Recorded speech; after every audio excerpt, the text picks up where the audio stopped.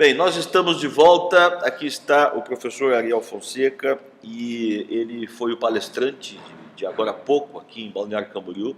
E nós estamos fazendo um rememorando de tudo que foi dito e pautando até, ilustrando esse nosso papo aqui com a palestra que foi feita.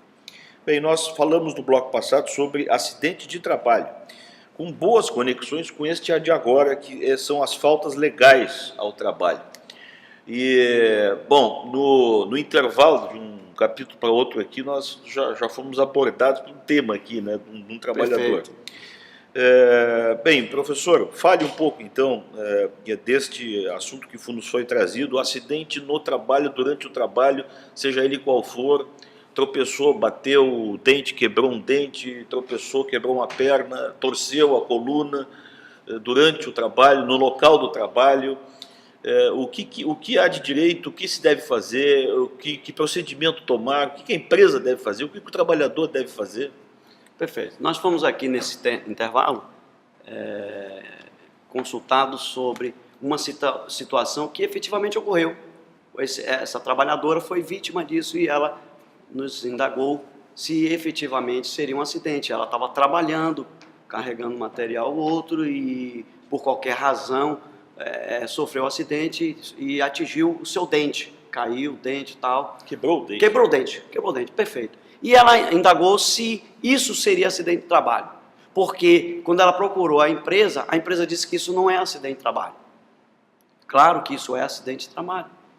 Teria a empresa fornecido a CAT, a comunicação de acidente de trabalho. Tá? Ela, como o acidente... ela só se afastou um dia, que ela foi lá no dentista, no profissional, e aí repôs, consertou, ela voltou no dia seguinte. Mas o fato de ela voltar no dia seguinte, ou ficasse nos primeiros 15 dias, nós sabemos que os primeiros 15 dias quem paga é a empresa, a partir do 16º vai para o INSS, independente disso, a legislação previdenciária diz que todo acidente no trabalho tem que se comunicar à Previdência Social. Qual a razão? Primeiro, a questão até estatística. Para que o governo divulgue quanto acidente tem, ela tem a comunicação. E terceiro, para que fique registrado se amanhã pode vir a ocorrer o quê? Uma evolução disso. Então, veja, a comunicação ela tem essa finalidade também, dados estatísticos para se divulgar e também, se amanhã acontecer de um agravamento, já se tem um registro lá anterior. Por isso que é importante o fornecimento da CAT.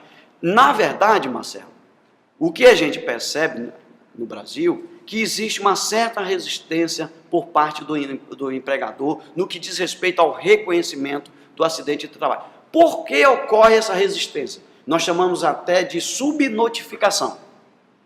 Isso ocorre porque o empregador, ele sabe as consequências de um reconhecimento de um acidente de trabalho, em especial quando ele não toma as devidas providências no que diz respeito ao cumprimento das normas de segurança do trabalho do Ministério do Trabalho. Então ele sabe as consequências, e se ele reconhecer, preenchendo a CAT, informando a Previdência, se o empregado se afastar, tem que recolher o FGTS, tem estabilidade de 12 meses, ele pode responder por uma ação regressiva perante a Previdência Social. Então há uma série de consequências que aí ele prefere não reconhecer e criar esse clima desagradável entre o empregado e o empregador.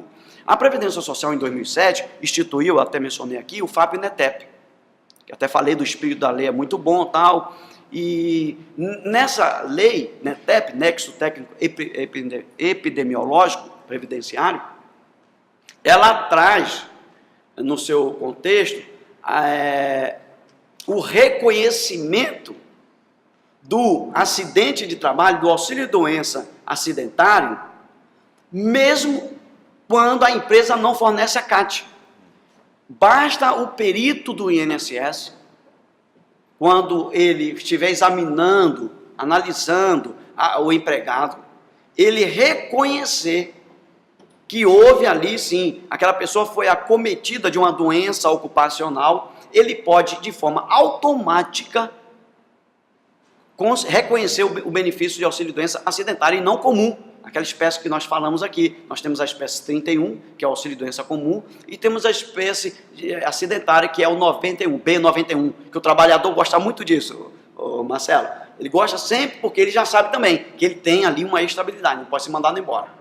E aí, com esse novo dispositivo, o FAP, o NETEP, trouxe essa prerrogativa para a Previdência Social. Através do seu perito médico do INSS, ele pode reconhecer, e aí foi criado um anexo específico, a letra C lá do anexo 2 da doença ocupacional, em que trouxe o rol, que associou as doenças com as atividades empresariais. Então, tá aí no nosso livro também. Eu esse já vi anexo. que o senhor avançou um pouco. Avancei um pouco, exatamente, para poder até atender essa indagação. Nós temos aí realmente esse tópico falando sobre reconhecimento automático do benefício acidentário. Não é melhor? Eu até citei o exemplo aqui no nosso seminário de uma empresa em São Paulo que ela instituiu o afastamento, ao invés de ser os primeiros 15 dias, ela paga os primeiros 30 dias. Não citou isso, né? Citei isso. O empregado, ele volte completamente recuperado. Exatamente. Ó, o empregado, se você precisar de 30 dias, você não precisa ir para a Previdência. Em vez de pagar 15, eu pago 30. Vai para casa, descanse, repouse, toma um remédio, cuida da sua saúde e volte motivado. Olha que coisa interessante, Marcelo. Uma iniciativa do empregador. Um show de bola de gestão isso, né? Perfeito, perfeito. É verdade. Bom, falamos, né, neste mesmo bloco dessa questão epidemiológica, né? Epidemiológica, previdenciária, e vamos falar agora do auxílio-doença, que é o nosso próximo tema aqui. Nós estamos repassando toda a palestra que o professor Ariel nos deu aqui, e sobre previdência, sobre todas as questões da previdência. Claro que isso é um resumido, né? Porque o assunto é muito extenso. Nosso próximo bloco, auxílio-doença. Fique ligado.